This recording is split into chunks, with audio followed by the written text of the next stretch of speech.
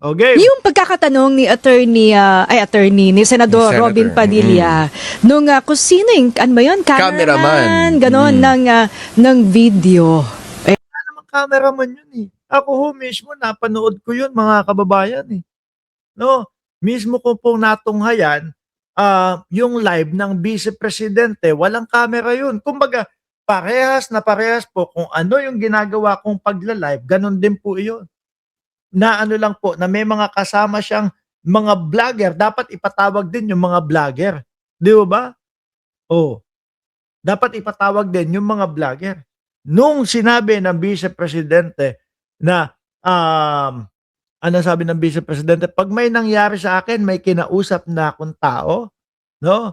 Patayin si Bongbong, patayin si Lisa, patayin si Martin Romualdez. Maliwanag na maliwanag nun. No joke pa nga eh. Sabi ni Ma'am Lisa, yun eh, Zoom meeting daw yun. Oh. Ang gusto kasi, mga kababayan, na mangyari ng mga DDS, ay ipamukha nila sa mamamayang Pilipino na hindi authentic yung video, hindi totoo yung video, no? Na ano, AI yung video, Diyos ko naman, walang maniniwala ho niyan. O tuloy natin. Nasa ano ba siya nun? Kumbaga Relevant pa ba relevant siya? pa ba yun? Oo. Irrelevant ho yan sapagkat kung inyong gugunitain, ito ho ay hindi Zoom eh. Ito ay Facebook live stream ni Vice President Sara. Siya mismo ang nag-set up nung kanyang live stream. Ayan, naalala ko pa nga, di ba, pag nagla-live sila, ang sinasabi nila doon, puro kasinungalingan. Pinatayan po kami ng ilaw dito, wala na po. Yung tipo bang kinakawawa sila doon sa loob ng kulungan. Tapos biglang may kumatok na gwardiya yata nila yon. Pagkatok, binuksan yung ilaw, nandun pala, sila lang pala ang nagpatay ng ilaw doon sa loob ng kulungan, mga kababayan. Oh. Maaring ginamit niya dyan, laptop. So, wala akong cameraman yan. Ang cameraman yan, ay yung siya rin mismo, yung laptop niya ang ginamit niya. Nung siya ay mag-live stream, wala akong nagtatanong sa kanya. Nag-monologue siya, nagbanta siya, nagmura siya. Kahit anong palusot ho yun, hindi malulusutan, mga kababayan. Mismo, biruin niyo po, eto, alisin ko ito, no? Etong lawyer nila, mga boss chief sir, kung sinasabi ninyo na hindi totoo yung video, kung sinasabi ninyo na peke yung video, bakit naman naamin itong lawyer nila na ito? Sa umano'y pagbabanta ni BP Sara Duterte. Sabi dito, when BP Sara uttered those words, she was not responding as Sara Duterte. Nung sinabi ni Sara Duterte, yang mga salitang iyan, siya ay hindi nagre-respond as Vice Presidente ng Pilipinas. But Sara Duterte as a wife, mother, daughter, and sister. So sa madaling salita, nagbanta talaga ang Vice Presidente. Di ba? Hindi ko lang ho alam, mga kababayan, kung ito pong si Attorney Mark Binluan sama sa mababato ng laptop ng Vice Presidente. Diba? Basahin ulit natin.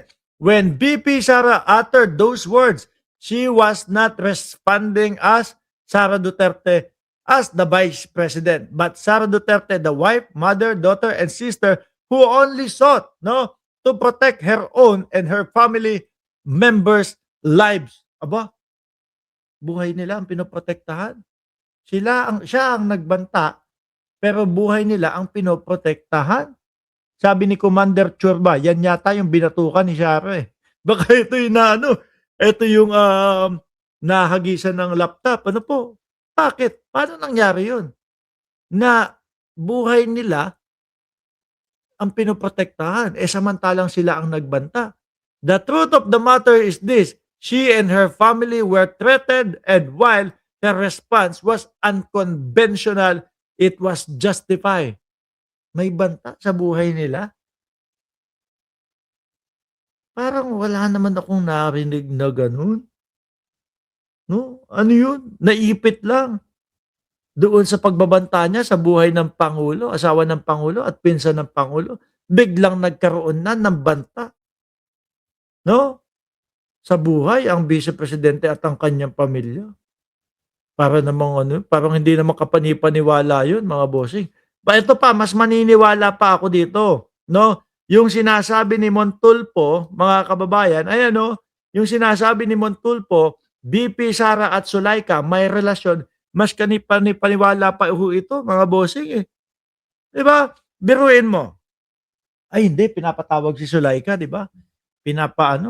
Pinapasampina si Zulaika para dumating doon sa impeachment. Ang tanong, eh, tutuloy at sasama at ano na din kaya ang Vice Presidente? Magpapakita at dadalo na din sa impeachment ang Vice Presidente. Kasi si Zulaika, pinapadalo eh, di ba? Oh, nung ano nung sa Congress, nung dumalaw si Zulaika, nandun ang Vice Presidente. Noong pumunta sa loob ng kulungan o dinala sa loob ng kulungan si Zulaika Lopez, hindi din nagpatinag ang Vice Presidente at nagkulong din doon, mga kababayan, di ba? Sabi dito, VP Sara at Zulaika may relasyon daw po, sabi ni Montulfo. Kaya hindi maiwan. Manila, Philippines, matagal na anyang may relasyon sina Sara at Chief of Staff na si Zulaika. Ito ang ibinunyag kahapon ng dating kolumnista na si Ramon Tulfo sa kanya. Di ba may asawa't anak ang Vice Presidente. Ang asawa nga, Ma'am Tingting, shoutout po sa inyo, at Ma'am Pia, no? At Inamo TV. Di ba si Man Scarpio, asawa ng Vice Presidente? Bagay, magkakakilala yan.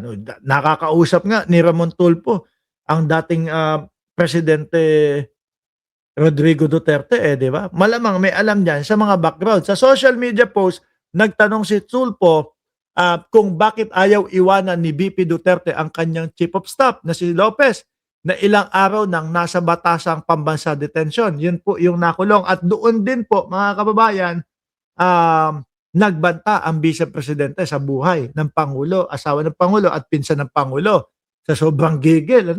Pero hindi lang ho doon.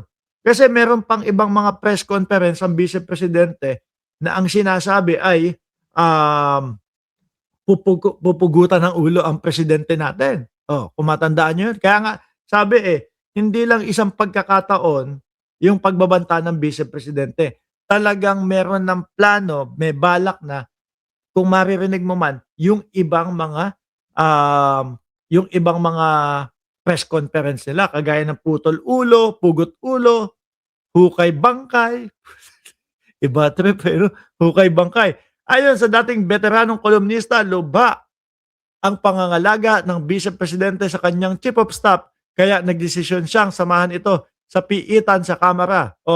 At na pinagtataka naman anya ng mga kongresista. Okay, ito ang sagot. Si Sara at Zulaika ay matagal nang magkasintahan. Di ba ninyo nahahalata?